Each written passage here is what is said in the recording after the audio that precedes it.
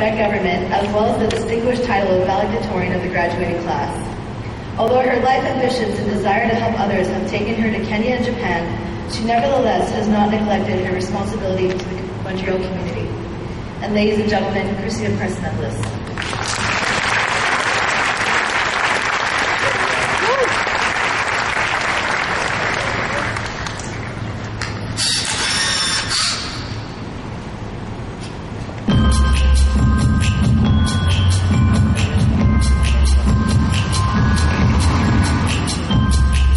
So in 2009, myself and Kristina, who took part in the back end in 2008, took more of a leadership approach, and we organized the event together, and we've been doing it ever since. We've since then graduated. We're the only school that still has 2 alumni members that are actually running it, but we just both can't seem to let go of the entire project. And I just see that we can actually make a difference, and we're meeting so many people that have positive words to tell us, and one specifically coming from homeless people.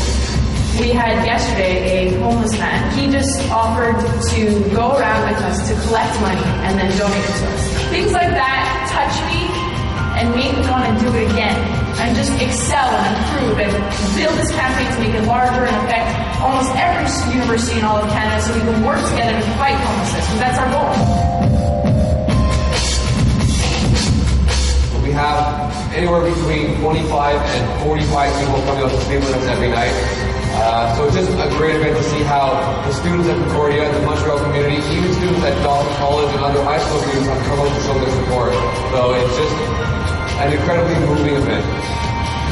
I'm going home tomorrow, which I'm very excited about. It's going to be day 5, Friday, and I'm going to get to go home and take a shower. But the people that I've met on the street, they don't have that option. And so the message that I try to share with the public is that you shouldn't judge or make assumptions as to why somebody is on the street or how they got there. 1/3 of the homeless community in Canada is considered youth. And we've got 3 million people in Canada alone who are homeless. And that's just sad. It's almost like 1/10 of the population. We are trying to reach out to the community, and we are talking to homeless people, and I think that with that, it's already making an effect. That they're seeing that we're making an attempt to change our Montreal community. And that's pretty much what it's all about, right? Trying to help the Montreal community. And let's get these kids off the street.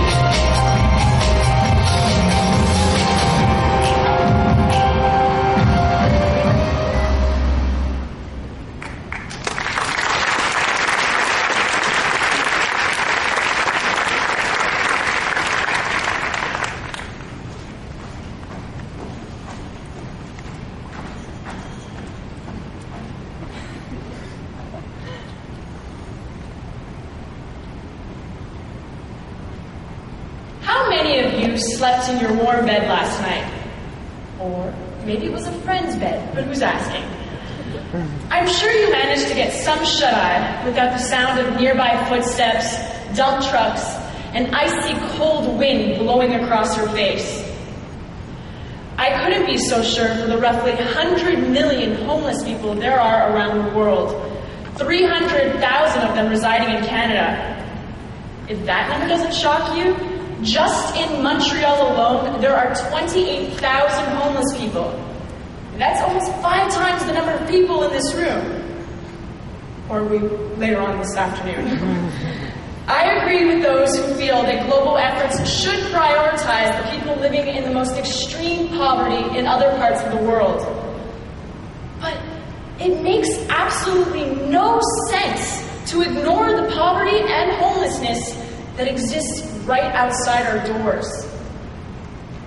How does our youth get on the streets? Don't they have parents or family members to care for them?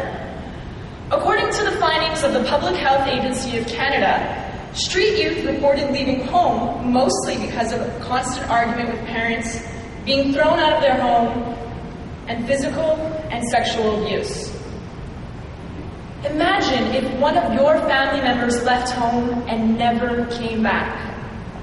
Now, to this day, years later, you are still looking for him.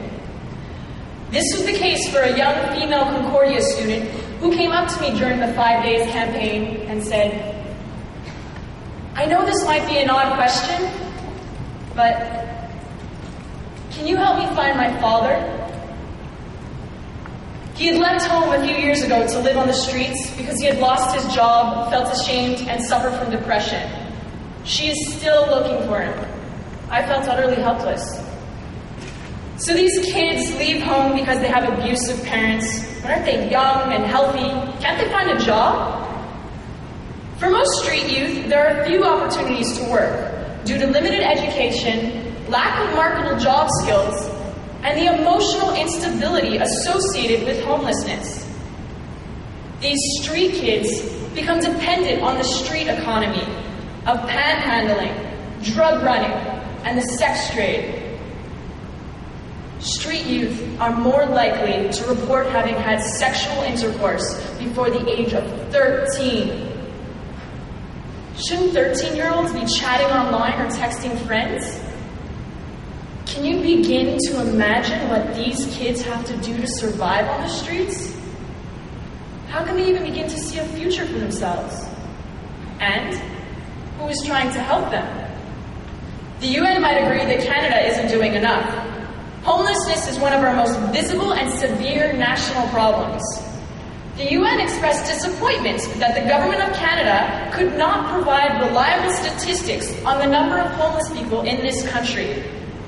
Shouldn't we be concerned that one of the richest countries in the world has allowed poverty and homelessness to reach epidemic proportions?